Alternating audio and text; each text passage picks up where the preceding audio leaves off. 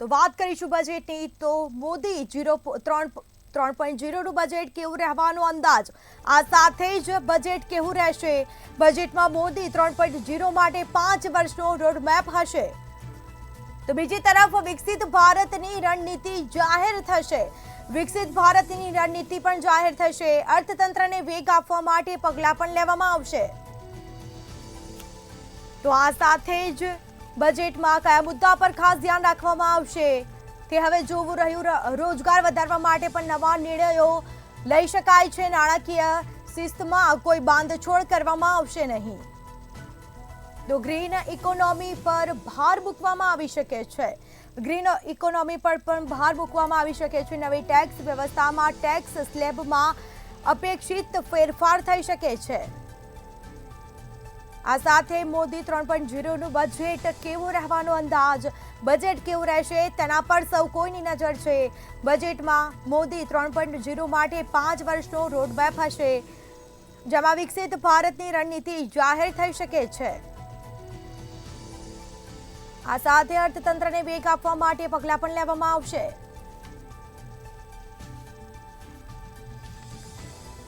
અને આ સાથે જ રોજગાર વધારવા માટે પણ નવા નિર્ણયો શક્ય જેમાં નાણાકીય શિસ્તમાં કોઈ બાંધછોડ કરવામાં આવશે નહીં તો આ સાથે ગ્રીન ઇકોનોમી પર ભાર મૂકવામાં આવી શકે છે જેમાં આજે આ બજેટ પર સૌ કોઈની નજર છે નવી ટેક્સ વ્યવસ્થામાં ટેક્સ સ્લેબમાં અપેક્ષિત ફેરફાર થઈ શકે છે સૌ કોઈની નજર મોંઘવારીના મુદ્દા પર બેરોજગારીના મુદ્દા પર સૌ કોઈની નજર છે 50,000 વધારવાની અપેક્ષા બજેટમાં વેતન મર્યાદા વધારે તેવી જાહેરાત થઈ શકે છે તો જનતાને શું રાહત મળી શકે છે કૃષિ ક્ષેત્રના વિકાસ દરને મોટી વેગ મળે તેવી હાલ શક્યતાઓ જોવા મળી રહી છે મોટી રાહત તેઓને પણ મળી શકે છે આ સાથે પીએમ આવાસ યોજનાને લઈને પણ મોટી રાહત થઈ શકે છે તો જનતાને શું રાહત મળી શકે છે મનરેગાના કામકાજના દિવસો વધારવાની પણ સંભાવના વ્યક્ત કરવામાં આવી છે તો બીજી તરફ કૃષિ સંબંધિત કામો પણ સામેલ કરે તેવી શક્યતા વ્યક્ત કરવામાં આવી છે તો જનતાને શું રાહત મળશે શું ફાયદા થશે પીએમ આવાસ યોજનાને લઈને પણ મોટી જાહેરાત થઈ શકે છે તો આવાસ યોજનાને લઈને પણ જાહેરાત થશે મનરેગાના કામકાજના દિવસો વધારવાની સંભાવના વ્યક્ત કરવામાં આવી છે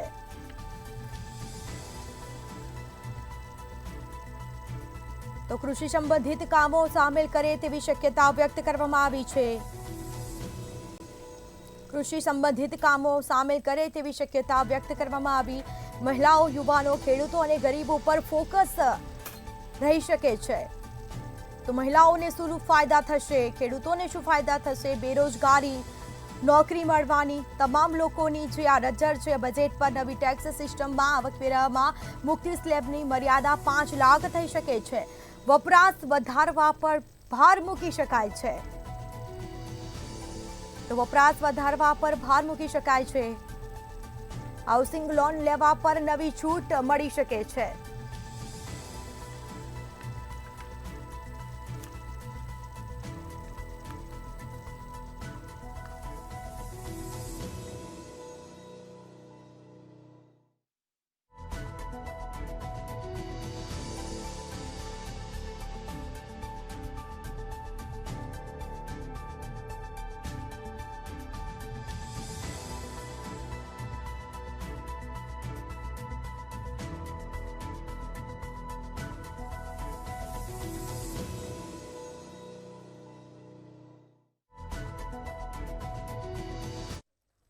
તો આ સાથે જ ચર્ચા કરવા માટે અમારી સાથે મહાનુભાવો જોડાઈ ગયા છે જે સાથે પ્રફુલ્લ સર ત્રિવેદી જેઓ મંતવ્ય ન્યૂઝના એસોસિએટ એડિટર છે અશ્વિન પરમાર જે કોંગ્રેસમાંથી છે અને કૌશલભાઈ કપાસિયા જે ભાજપમાંથી છે પલ્લવીબેન આચાર્ય જે વિશ્લેષક છે તમામ લોકોનું આપ મંતવ્ય ન્યૂઝમાં સ્વાગત છે જે પ્રફુલ્લ સર હું તમને પૂછવા માંગીશ આ બજેટ પર સૌ કોઈની નજર છે અને ખાસ કરીને મોંઘવારી અને બેરોજગારીનો જે મુદ્દો છે ચૂંટણીમાં પણ એટલો જ જગ્યો હતો તો આ બજેટમાં શું લાગી રહ્યું છે બજેટને લઈને કોઈ રાહત મળશે ગઈ જે ચૂંટણી લોકસભાની પૂરી થઈ એમાં મોંઘવારી અને બેરોજગારીનો મુદ્દો બહુ જ મક્કમ રીતે વિરોધ પક્ષે ઉઠાવ્યો હતો અને એની મતદાન ઉપર સારી એવી અસર પણ થઈ હતી.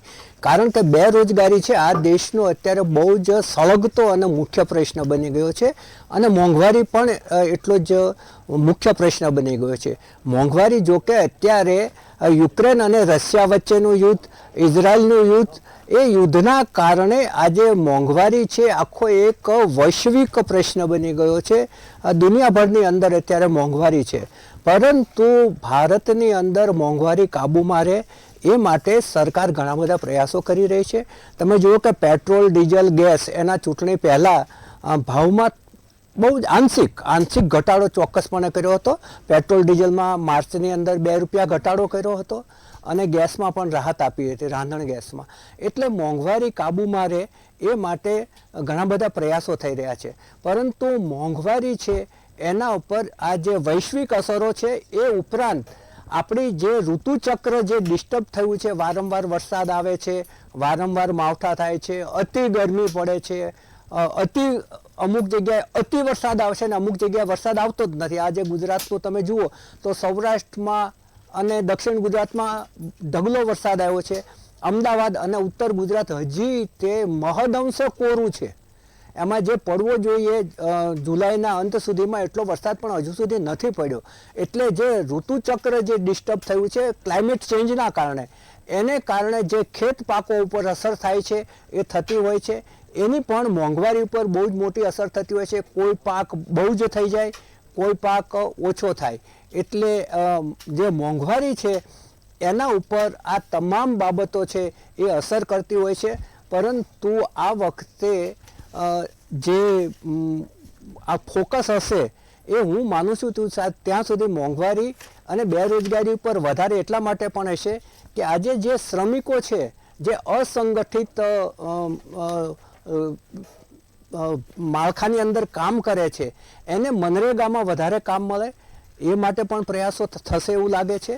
અને જો લઘુ અને મધ્યમ દરજ્જાના જે ઉદ્યોગો છે એના ઉપર જો ધ્યાન આપવામાં આવે તો ચોક્કસપણે રોજગારી વધી શકે. પરંતુ આપણે જે ક્રોમી કેપિટલિઝમ તરફ જઈ રહ્યા છે, મોટા ઉદ્યોગ ગૃહોને જ વધારે મહત્વ આપવામાં આવે છે, જેને કારણે જે નાના અને મધ્યમ દરજ્જાના જે ઉદ્યોગો છે એમાં થોડું નિરાશા, હતાશા પ્રવર્તે છે.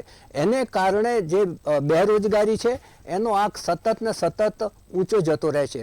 કેન્દ્ર સરકારનું એક શ્રમિક કરીને પોર્ટલ છે, એના ઉપર 30 કરોડ લોકો નોંધાયેલા છે, જેમાંથી 90% એવા છે કે જેની આવક 10,000ની આસપાસ છે. એટલે એ ગરીબી રેખાની ઉપર નીચે જ તમે કહી શકો એવો આખો એક વર્ગ છે.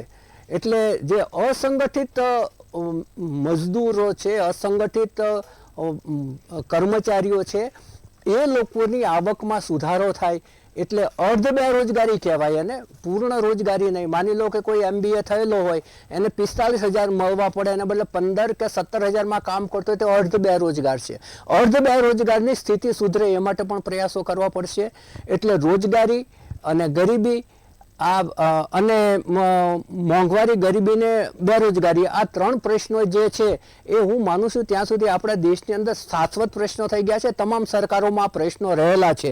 એટલે જે ગઈકાલે વડાપ્રધાનશ્રીએ જે કહ્યું કે ભાઈ અમને 3જી વખત આ ટર્મ મળી છે, એક ગૌરવવંતી ગરિમા પથ ઉપર અમે આગળ વધી રહ્યા છીએ અને અમૃતકાળના વર્ષનું આ બજેટ છે. અને 2047માં જે આઝાદીના 100 વર્ષ પૂરા થશે ત્યારે જે નહીં પણ વિકસિત ભારતની જે કલ્પના કરવામાં આવી છે એ પથ ઉપર આગળ આપણે બહુ ઝડપભેર વધી શકે એ પ્રકારનું બજેટ હશે એવા સંકેતો ગઈકાલે વડાપ્રધાનશ્રીએ આપ્યા છે.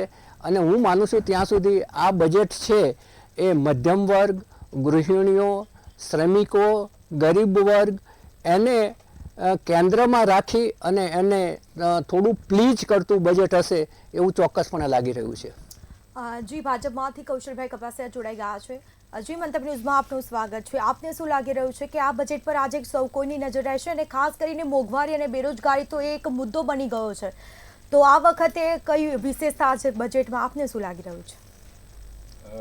તમારા ચેનલના માધ્યમથી સૌ વ્યુઅર્સને જણાવું કે દર વખતની જેમ આ વખતે પણ મોદી 3.0 એ મહિલાઓનું બજેટ હશે, ખેડૂતોનું બજેટ હશે, એ બેરોજગારી આપનારું બજેટ હશે અને દેશમાં વિકાસ કરનારું બજેટ હશે અને દેશને વિકસિત ભારત 2047 તરફ લઈ જનારું બજેટ હશે.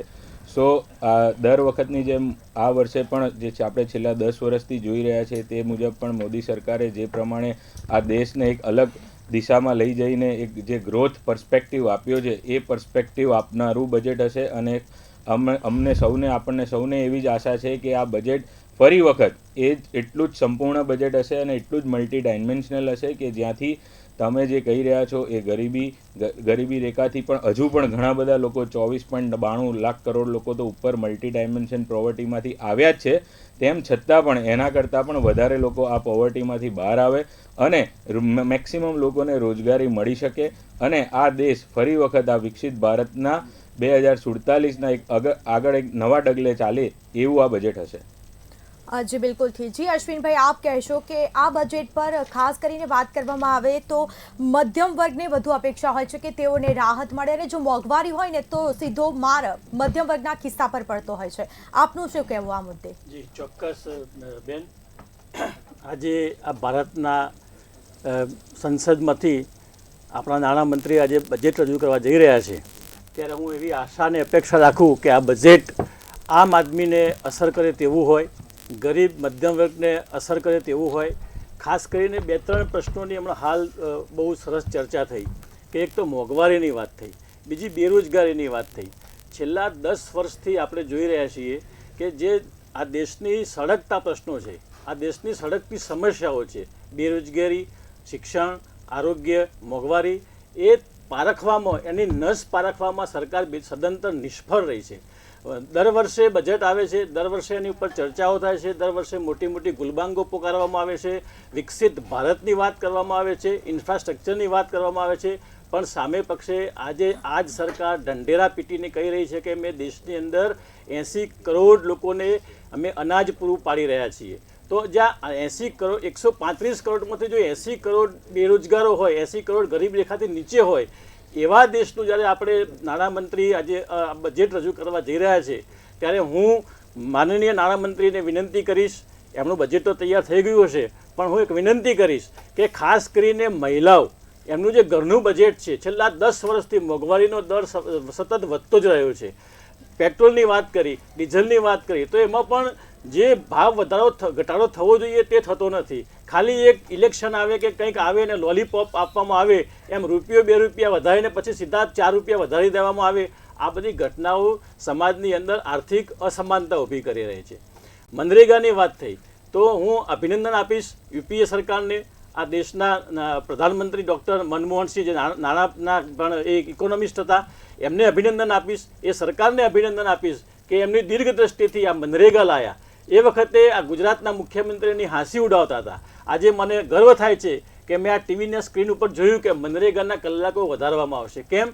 બેરોજગારી દૂર કરવા માટે. તો આજે મનરેગા એ દેશની અંદર બેરોજગારી દૂર કરવાની એક મહત્તમ આવક આપનારું સાધન બની ગયું છે. હું ખાસ કરીને એટલી જ અપેક્ષા રાખું કે દેશની મા બેન દીકરી જે ગૃહિણીઓ છે એમના ઘરનું બજેટ જળવાઈ રહે, મધ્યમ વર્ગને એમના ટેક્સનો જે સ્લેબ છે એમાં રાહત થાય, ગરીબોને જે અનાજ લેવા માટે લાઇનમાં ઊભું રહેવું પડે છે એ લાઇનમાં ના ઊભા રહે, એમને રોજગારી મળે, રોજગારીની તકો પ્રાપ્ત થાય અને એમનું જીવન ધોરણ ઊંચું આવે.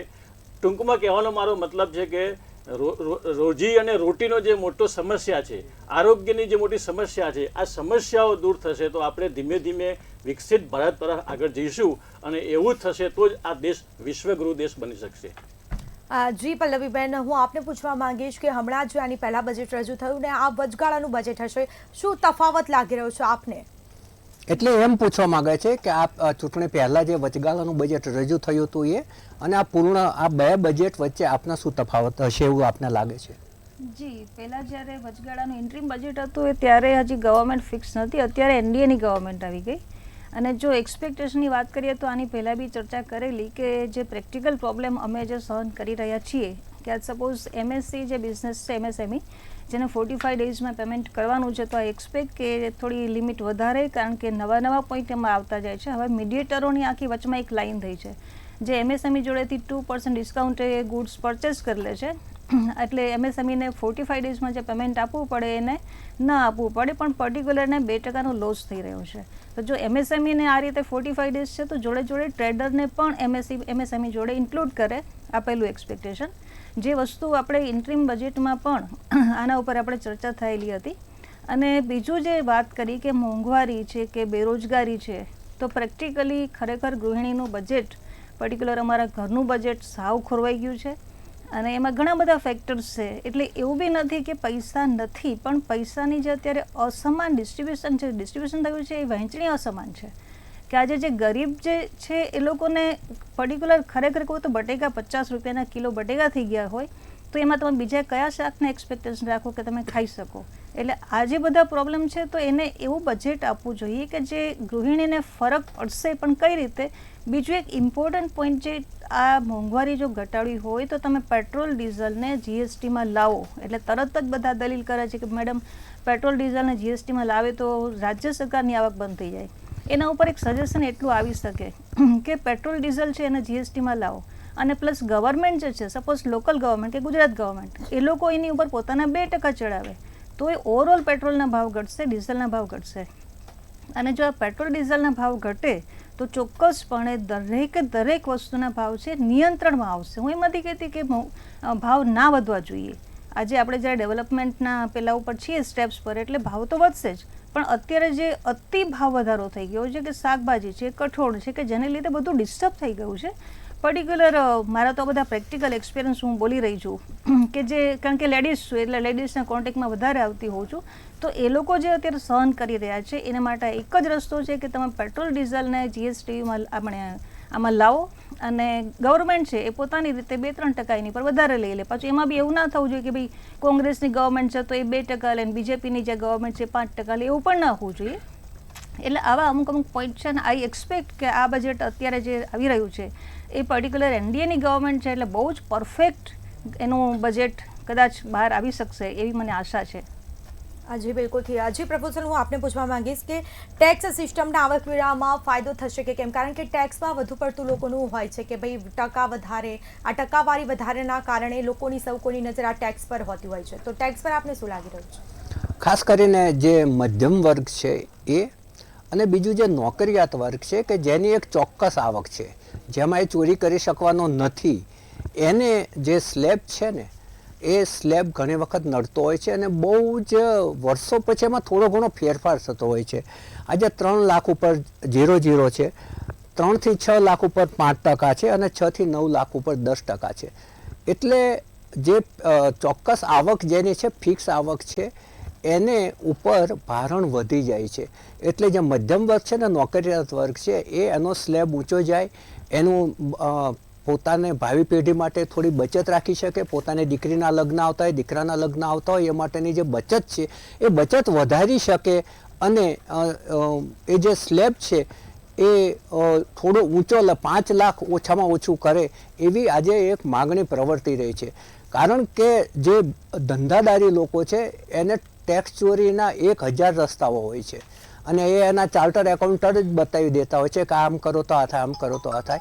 પરંતુ જે ફિક્સ આવક જેની છે, જે નોકરિયાત છે, એ એવું કશું કરી શકતો નથી. એટલે અને બીજું કે જ્યારે તમે કોઈ પણ વસ્તુમાં ખરીદી કરવા જાઓ છો, ત્યારે જીએસટી આવ્યો ત્યારે 1 નેશન 1 ટેક્સની વાત હતી, પરંતુ હજી મલ્ટિપલ ટેક્સ છે જ. આજે તમે જુઓ કે પેટ્રોલ ડીઝલ હજુ જીએસટીમાં નથી આવ્યા, એટલે એમાં સર્વિસ ટેક્સને જાતના ટેક્સ એની અંદર ઇન્ક્લુડ થાય છે. એટલે 1 નેશન 1 ટેક્સવાળી વાત નથી. આજે દાખલા તરીકે હું જે આવક લેતો હોય એના હું 10% ઇન્કમ ટેક્સ ભરી દઉં, તો બાકીના 90% જે મારી પાસે આવક બચી, મારી રકમ બચી, એ હું વાપરી શકતો હોવું જોઈએ. પરંતુ એ વાપરવા જાઉં છું ત્યાં ઉપર એના પર સર્વિસ ટેક્સ આવે છે, એના ઉપર એક્સાઇઝને, જો બહારની વિદેશથી આવેલી વસ્તુ હોય તેના પર કસ્ટમના એક્સાઇઝ હોય છે, બીજા જાતના ટેક્સીસ એના ઉપર પાછા ઇન્ક્લુડ થતા હોય છે. એટલે મેં જે ટેક્સ ભરી દીધો એ પછી હું જીએસટી પણ ભરું છું, બીજા ટેક્સીસ પણ ભરું છું. એટલે હું જ્યાં 10% ભરું છું એટલે ઇનડાયરેક્ટ ટેક્સ છે એ પણ ભારણ મારા ઉપર આવવાનું જ છે. એટલે હું ખરેખર જ્યારે 100 રૂપિયા કમાઉં છું એટલે મેં 10 રૂપિયા ભરી દીધા પછી હું 90 રૂપિયા વાપરી શકતો હોવું જોઈએ, પણ હું જ્યારે 90 રૂપિયા વાપરવા જાઉં છું ત્યારે હું ખરેખર 40 કે 45 રૂપિયા જ વાપરી શકું છું. બાકી ઇનડાયરેક્ટ ટેક્સની અંદર ઘણું બધું જાય છે. તમે જુઓ કે જીએસટીનો જે વ્યાપ વધાર્યો છે એ છેક સ્મશાનની ચીજો સુધી પણ પહોંચી ગયો છે અને ગરીબ લોકોને જે બિસ્કિટના પેકેટ છે એના સુધી પણ પહોંચી ગયો છે અને જે રોટી અને પરોઠા છે એના સુધી પણ પહોંચી ગયો છે. એટલે જે ટેક્સીસ છે એ જે મલ્ટિપલ છે એને કારણે માણસ ઉપરનું ભારણ વધે છે. એટલે જે મધ્યમ વર્ગ છે, નોકરિયાત વર્ગ છે, એ આ વખતે ચોક્કસપણે અપેક્ષા રાખે છે અને કદાચ એ અપેક્ષા સંતોષાશે પણ ખરી. કેમ કે આ વખતનું બજેટ છે, આ જે 5 વર્ષ જે સરકારને બીજા કાઢવાના છે એનું પહેલું વર્ષ છે અને ચૂંટણીમાં એમને લોકોએ બહુમતી આપી છે. એટલે હું માનું છું ત્યાં સુધી આ વખતનું બજેટ છે એ થોડું ફૂલ ગુલાબી હશે એવી લોકોને ચોક્કસપણે આશા છે. જી કૌશલભાઈ, આપે જે રીતે હમણાં એક વિડીયો પણ વાયરલ થયો હતો કે 1000 ઇન્ટરવ્યૂ માટે લોકો પડાપડી કરી રહ્યા છે. એક બેરોજગારીનો એક મુદ્દો છે. 500ની જગ્યાએ લોકો 1000 5,000 લોકો ઇન્ટરવ્યૂ આપવા જઈ રહ્યા છે. એટલે કે લોકોને નોકરી કરવી છે પણ સામે નોકરી મળતી નથી, લોકોનું પણ એવું કહેવું છે. પરંતુ આપને શું લાગી રહ્યું છે? અત્યારે આપણને સૌને ખબર છે કે આ સરકારે જેટલા પણ સ્ટેપ્સ લીધેલા છે દરેકે યુવકો માટે, યુવા વર્ગ માટે સરકારે સ્ટેપ્સ લીધેલા છે. આપણે જોવા જઈએ તો અત્યારે આપણા દેશમાં જે સ્ટાર્ટઅપ્સનો માહોલ ચાલી રહ્યો છે, સૌથી વધારે બહુ એગ્રેસિવ માહોલ ચાલી રહ્યો છે. જ્યાં મહિલાઓની વાત કરવામાં આવે ત્યાં આપણે સૌથી પહેલાં જોઈએ તો અત્યારે સૌથી વધારે 45% કરતાં પણ વધારે મહિલાઓ આ સ્ટાર્ટઅપમાં રજિસ્ટર્ડ છે, એઝ અ સિંગલ ડાયરેક્ટર તરીકે રજિસ્ટર્ડ છે. આ ઉપરાંત 86 લાખ કરતાં પણ વધારે મહિલાઓ આ લખપતિ લેડી તરીકે, લખપતિ દીદી તરીકે કન્સિડર થઈ રહી છે. આ ઉપરાંત આપણે આ નવા એન્ટરપ્રિન્યોર્સની વાત કરીએ કે ન્યૂ એરા ઓફ એન્ટરપ્રિન્યોર્સની વાત કરીએ જેમાં 1.19 લાખ જેટલા એન્ટરપ્રિન્યોર્સનો વધારો થયો છે. આ ઉપરાંત આપણે જોવા જઈએ તો આપણી દેશની ઇકોનોમી છે એ $3.75 ટ્રિલિયન તરફની ઇકોનોમી તરફ જઈ રહી છે. અને એનાથી ઉપર હમણાં સાહેબે જેમ કહ્યું કે ફાર્મર્સને ફાયદો નથી આપવામાં આવતો, હેલ્થકેરમાં ફાયદો નથી આપવામાં આવતો, તો આપણે એની પણ ચર્ચા કરીએ કે અત્યાર સુધીમાં 11 કરોડ કરતાં પણ વધારે ફાર્મરોને 6,000 રૂપિયા કરતાં પણ વધારે પર યર આ ફાયદો પાસ કરવામાં આવ્યો છે, જે ડાયરેક્ટ બેનિફિટ ટ્રાન્સફર દ્વારા એમને આપવામાં આવ્યો છે. આ ઉપરાંત હેલ્થકેરની ચર્ચા કરીએ તો 28 કરોડ કરતાં પણ વધારે લોકો આજે આયુષ્માન કાર્ડના ક્રિએટ થઈ ગયા છે અને એના લાભાર્થી બનેલા છે. મહિલાઓની વાત કરીએ કે ગૃહિણીઓની વાત કરીએ તો એમને પહેલાં ચોખ્ખું પાણી પીવા નહોતું મળ્યું. આજે 14.15 કરોડ લોકોના ઘરે ટેપ વોટરના કનેક્શન્સ આજે પહોંચાડવામાં આવ્યા છે. આ ઉપરાંત આપણે દેશના ઇકોનોમીની વાત કરીએ તો આજે દેશનું આ સ્ટોક માર્કેટ એ 4.33 ટ્રિલિયનના આંબે પહોંચી ગયું છે. તો આપણે આ બધાની ચર્ચા કરીએ. આ ઉપરાંત આપણે જો મહિલાઓની ચર્ચા કરીએ તો એમાં જે મહિલાઓનો જે પહેલાં સ્કૂલમાં ભણવાનો એટલે કે એનરોલમેન્ટ રેટ હતો, એજ્યુકેશનનો રેટ હતો, એમાં 58.2%થી મહિલાઓનો વધારો થયો છે. ગ્રોસ એજ્યુકેશનનો રેશિયો વધ્યો છે. આ ઉપરાંત એમનો જે ડ્રોપઆઉટ રેશિયો છે ઘટ્યો છે. તો આ બધી વસ્તુઓ એ પોઝિટિવ માઇન્ડસેટ અને પોઝિટિવ ગ્રોથના પેલા પર્સપેક્ટિવથી આગળ જઈ રહી છે. આ ઉપરાંત આપણે પોવર્ટીની ચર્ચા કરીએ, ગરીબોની ચર્ચા કરીએ તો 25 કરોડ લોકો ગરીબીમાંથી બહાર આવી ગયા છે. આપણે આજે ગરીબીની ચર્ચા કરી રહ્યા છીએ પણ આપણે એ ચર્ચા નથી કરી રહ્યા કે એ મલ્ટી ડાયમેન્શન પોવર્ટીમાંથી 25 કરોડ લોકો બહાર આવી ગયા છે. અને આ જેનો જે ડિક્લાઇન રેશિયો છે એ પહેલાં 7.69% હતો, 7.69%, જે આજે 10.86% ડિક્લાઇન રેશિયો થઈ, જે કોન્સ્ટન્ટ વધી રહ્યો છે. સો આ દેશમાં ગરીબી કોન્સ્ટન્ટ ઘટી રહી છે જેવું દેખાઈ રહ્યું છે. અને આપણને સૌને ખબર છે કે આ દેશમાં ગરીબી મલ્ટી ડાયમેન્શન પોવર્ટી એ સૌથી મોટો ભાગ ભજવશે. અને આ ઉપરાંત આપણે સ્ટાર્ટઅપની ચર્ચા કરીએ, આપણે એન્ટરપ્રિન્યોર્સની ચર્ચા કરીએ, આપણે યુવાઓની ચર્ચા કરીએ તો એક ગ્રોથ માઇન્ડસેટ સાથે, એક એન્ટરપ્રિન્યોર માઇન્ડસેટ સાથે આજે ઉભરતા બહાર આવી રહ્યા છે. અને આ ઉપરાંત આપણે દેશમાં બધા જ પર્સપેક્ટિવથી બધા જ આપણે કેપિટલ એક્સપેન્ડિચરની વાત કરીએ તો સરકારે હાઈએસ્ટ કેપિટલ એક્સપેન્ડિચર આ છેલ્લા 10 વર્ષમાં કર્યું છે. રેલવેમાં ગ્રોથ કર્યો છે. તો આ દરેક ગ્રોથ પર્સપેક્ટિવે ઇકોનોમીને કોઈના કોઈ રીતે બેરોજગારીને હેલ્પ કરી જ રહી છે અને આપણે સૌ જોઈ જ રહ્યા છે. જી બિલકુલથી તો સમય થયો છે એક નાનકડા વિરામનો, ત્યાં સુધી જોતા રહો મંતવ્ય ન્યૂઝ. તો વિરામ બાદ મંતવ્ય ન્યૂઝમાં આપનું સ્વાગત છે. આ સાથે પલ્લવીબેન હું તમને પૂછવા માંગીશ કે આ વખતે દર વખતે જીડીપી રેટની ચર્ચા થતી હોય છે, તો જીડીપી રેટ આ વખતે ઊંચો જશે કે નીચો? આપના આ મુદ્દા પર આપનું શું કહેવું? જીડીપી ચોક્કસ આ વખતે એવું લાગી રહ્યું છે કે નીચો જશે, કારણ કે જીડીપી જો એ લોકોનું એક્સપેક્ટેશન છે 7.5%, તો એના માટે એ લોકોએ 80 કરોડ લોકોને જોબ આપવી પડશે. આ સીધી ગણતરી છે. એઝ આ ફાઇનાન્સની રિલેટેડ વાત કરું તો આ સીધી ગણતરી છે, એટલે જીડીપી આ વખતે થોડો નીચો જશે. અને બીજી રીતે જો કહું તો આજે આપણા દેશમાં આટલી 140 કરોડની જનતા અને એને કંટ્રોલ કરવી, એને બધી ફેસિલિટી પ્રોવાઈડ કરવી, આજે જ્યારે આપણે ફોરેનનું અનુકરણ કરીએ છીએ ત્યારે આપણે આમ જોવા જઈએ તો ઇન્ડિયાની વસ્તી પોપ્યુલેશન કેટલી, આજે આ ગવર્મેન્ટ આને પહોંચે છે જે રીતે મેનેજ કરી રહી છે, તો એ બી આમ જોવા જઈએ તો એક સારી વાત છે કે એટલીસ્ટ વ્યવસ્થા કરી રહી છે. પણ બીજી રીતે જોવા જઈએ તો આપણે અત્યારે એવું ના કહી શકીએ કે India is a developed country. તમને એનું રીઝન કહું કે આજે ફોરેનમાં મારે તો હમણાં એક વખત એક્સપિરિયન્સ થયેલો, એ લોકોને ત્યાં વરસાદ પડ્યો અને વિધિન 4 to 5 મિનિટ્સ આખું જ પાણી રસ્તા ઉપરથી એ લોકોએ મશીનો દ્વારા ખેંચી લીધું. અને આપણે અહીંયા વરસાદ પડશે એટલે 2 દિવસ સુધી સોસાયટીમાં ગોઠણ સુધી પાણી, મારા વેજલપુર એરિયામાં ગોઠણ સુધી પાણી અમારે ભરાયેલા રહે છે. એટલે આપણે એવું ના કહી શકીએ કે આ ડેવલપ કન્ટ્રી છે. હવે આ કન્ટ્રીને એની રીતે બજેટ બનાવવું પડે. આપણું જે અત્યારે જીડીપીનો જે રેશિયો જે છે, આપણે દુનિયાની કમ્પેર કરીને શું કામ આપણે ફિગર આપીએ છીએ? આપણે આપણું કેમ નથી જોતા કે આપણી પોપ્યુલેશન કેટલી છે, આપણી સિચ્યુએશન શું છે? તો આના આધારે બજેટ બનાવવું પડે અને આના આધારે થઈને નિર્ણય કરી શકે કે જીડીપીનો રેટ આટલો હોવો જોઈએ. હું એમ નથી કહેતી કે જીડીપી તમે 10 પહોંચાડો, આપણે કોઈને બતાવવું નથી, આપણે રિયલ સિચ્યુએશન શું છે એના ઉપર કેમ ફિગર અને બજેટ ડિસિઝન નથી લેતા.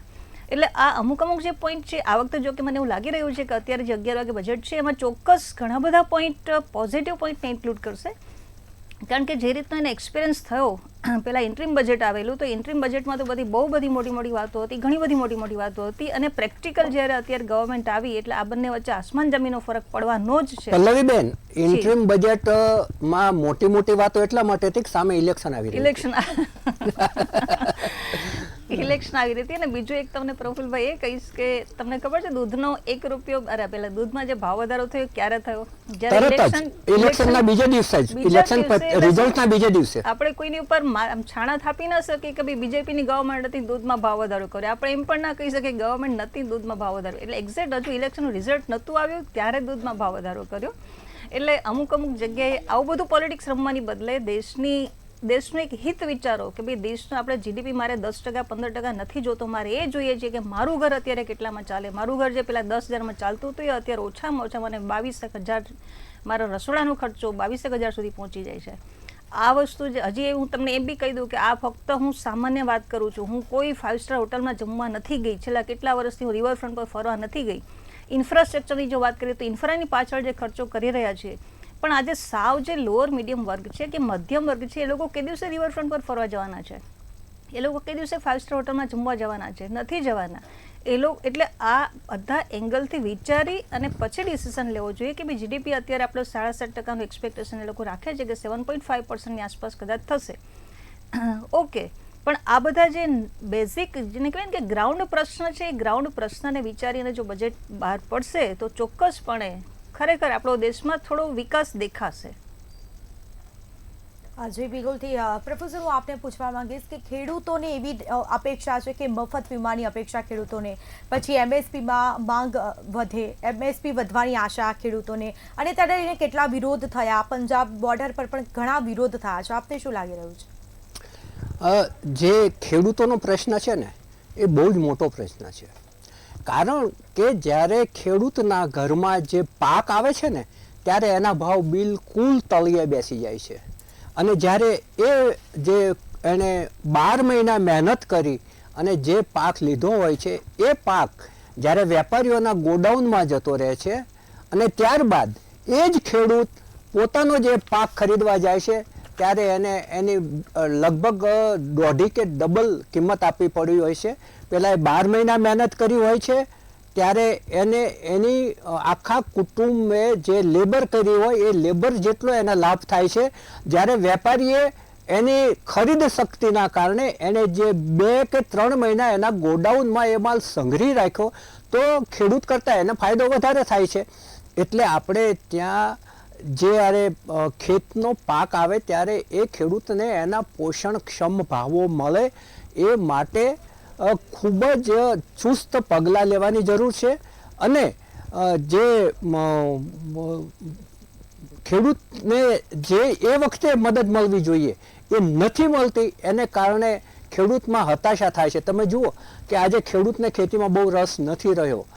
તમામ જગ્યાએ હવે એને થવા માંડી છે જમીનો, કારણ કે એને ત્યાં જ્યારે પાક આવે છે, તમે ગુજરાતની વાત કરો, સૌરાષ્ટ્રમાં ગયા વખતે ડુંગળીનો પાક એટલો બધો આવ્યો કે ડુંગળી એ જો પોતાના ટ્રેક્ટરમાં લઈ અને વેચવા જાય શહેરમાં એપીએમસી સુધી, તો ત્યાં એને લઈ જવા માટેનું ભાડું અને મજૂરી પણ એમાંથી છૂટતું નહોતું.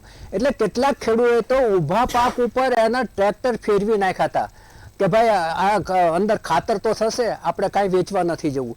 એટલી બધી એમનામાં હતાશા આવી ગઈ હતી. એટલે ખેડૂત છે ને, ખેડૂતને પોષણક્ષમ ભાવો મળે, એને જોઈએ ત્યારે પાણી મળે, વીજળી મળે, સસ્તા ખાતરો મળે, આ બધું થાય તો ખેડૂતની લાઈફ છે ચોક્કસપણે ઊંચી આવી શકે. આપણે દર વખતે બજેટમાં વાત કરીએ છીએ કે ખેડૂતની આવક છે ડબલ થઈ જશે, ખેડૂત મારુતિમાં ફરતો હશે, પરંતુ ખેડૂતની વાસ્તવિક હાલત શું છે જો તમે એના ખેતર ઉપર જઈને જુઓ તો ખ્યાલ આવશે. આજે તમે જુઓ કે મારા ખેતરની અંદર અનાજ મેં કોઈ પાક નાખેલો હોય, એના બાજુના ખેતરમાં કોઈ ફેક્ટરી ચાલતી હોય તો ફેક્ટરીને 24 કલાક વીજળી મળે અને મને 24 કલાકમાંથી માત્ર 2 કલાક વીજળી મળે.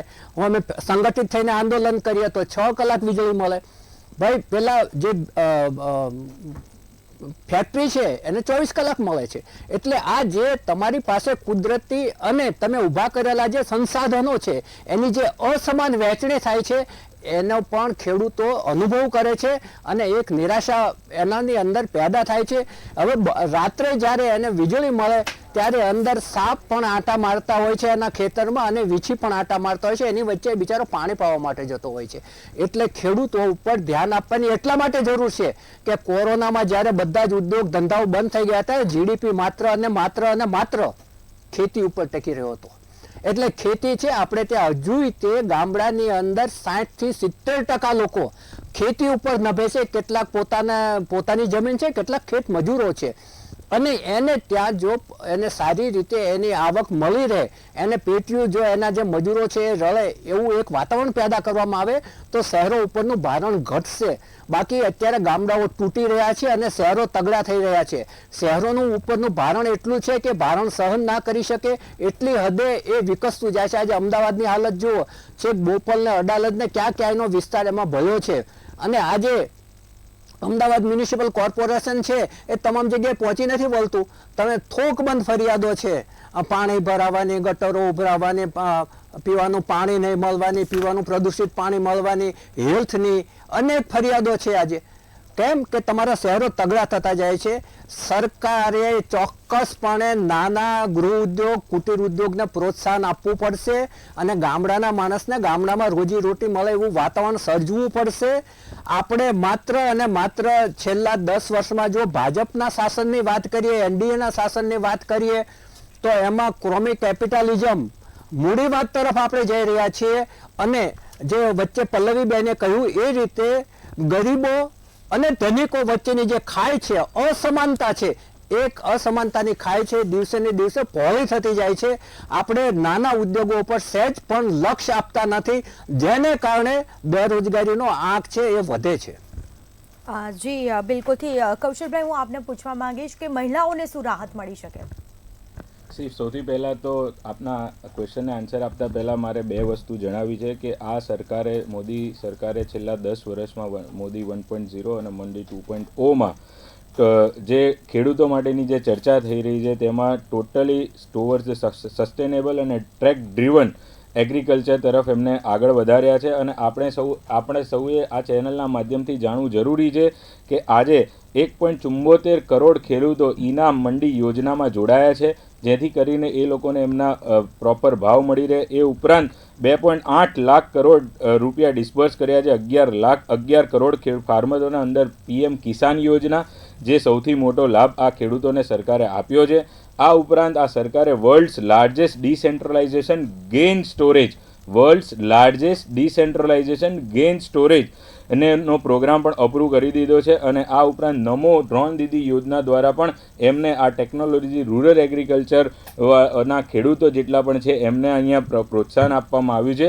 બીજી તરફ જોવા જઈએ તો હમણાં આપણે ઇલેક્ટ્રિસિટીની ચર્ચા કરી રહ્યા હતા કે એમને પ્રોપર વેમાં આપણા દેશમાં લોકોને ઇલેક્ટ્રિસિટી નથી મળતી. તો મને જણાવતા આનંદ થાય છે કે આપણે અત્યારે જે સ્ટેટમાં બેઠા છે, ગુજરાત સ્ટેટમાં બેઠા છે, ત્યાં 2006માં Gujarat became the first state to fully electrify all its village. આવું એ પોઈન્ટ ઉપર આવજો.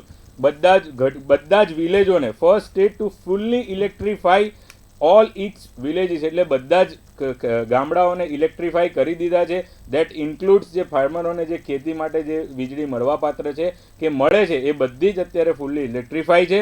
જેથી અને આ ઉપરાંત 2000 મોદી સરકાર પહેલાં રાઈટ યુપીએ સરકારમાં 1947માં જે 16 યુનિટ પર એ લોકોને વાપરવા માટે મળતા હતા, જે અત્યારે 2021માં 1208 યુનિટ સમગ્ર દેશમાં એવરેજ યુનિટ આ લોકો વાપરવા મળી રહ્યા છે દરેક આપણા દેશના નાગરિકોને.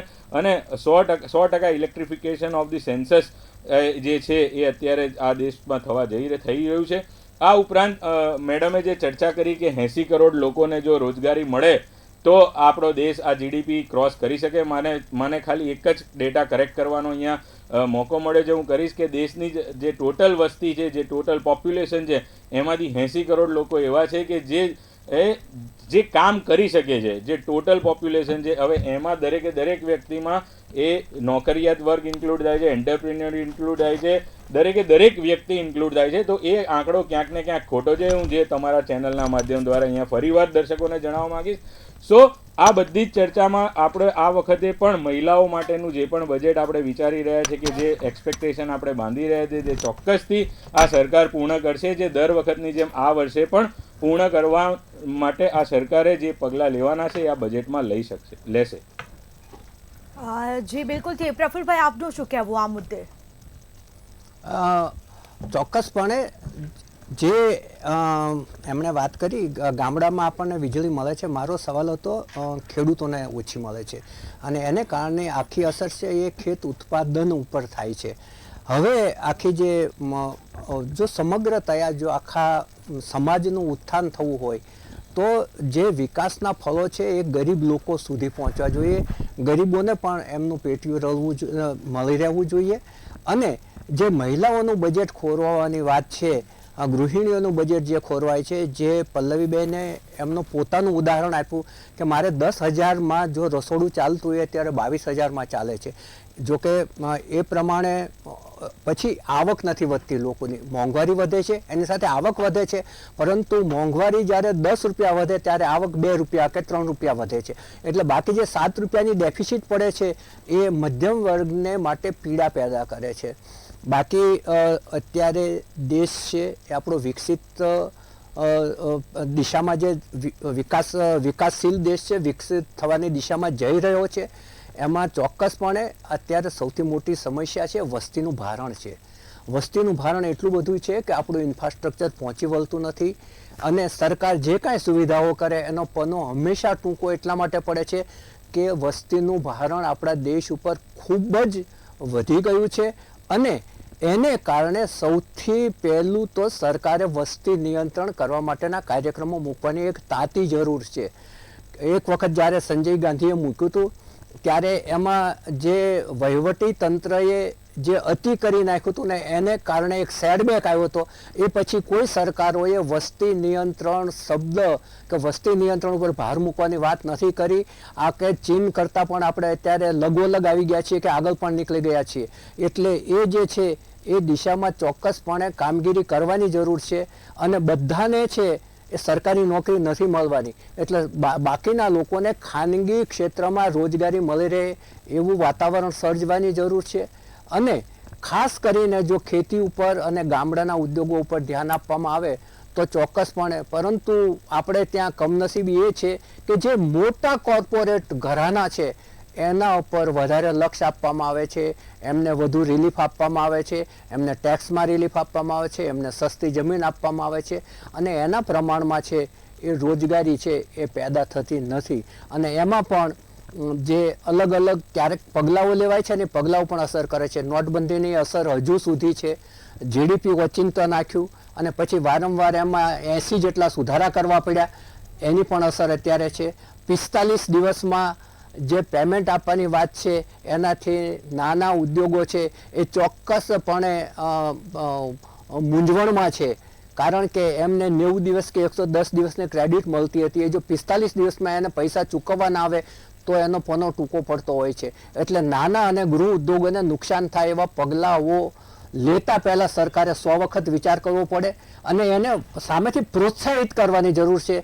ગાંધીજીએ ગ્રામોદ્યોગ ઉપર ભાર મૂક્યો હતો કે ગામડાના માણસને ગામડામાં રળી લે એવું વાતાવરણ સર્જો, પરંતુ એને બદલે અત્યારે શહેરીકરણનું જે ઘેલું લાગ્યું છે ને એને કારણે આપણે વિકાસના નામે વિનાશને નિમંત્રણ આપી રહ્યા છીએ.